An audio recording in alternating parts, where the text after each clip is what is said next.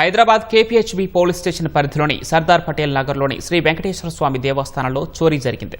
ఇద్దరు గుర్తు తెలియని వ్యక్తులు ఆలయంలోని మూల విరాట్కు సంబంధించిన ఆభరణాలతో పాటు 3 వెండి విగ్రహాలు, ఒక పంచలోహ విగ్రహాన్ని అపహరించారు.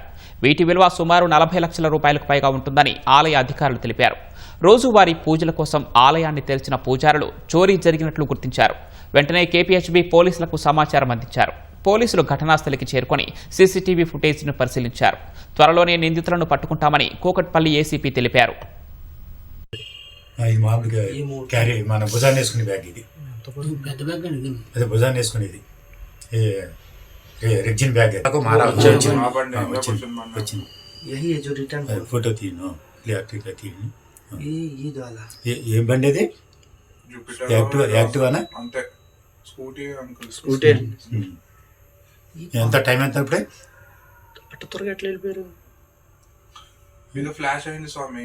2 बजे స్టక్ అయ్యి రిలీజ్ అయ్యింది. నిన్న గుర్తు తెలియని వ్యక్తులు, 2 వ్యక్తులు వచ్చి స్కూటీ మీద వచ్చినట్టు తెలుస్తుంది.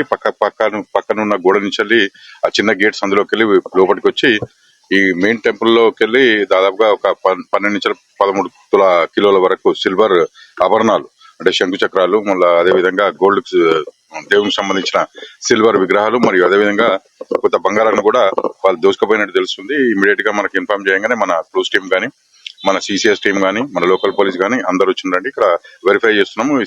సీసీటీవీ ఫుటేజ్ కూడా చెక్ చేస్తున్నాం.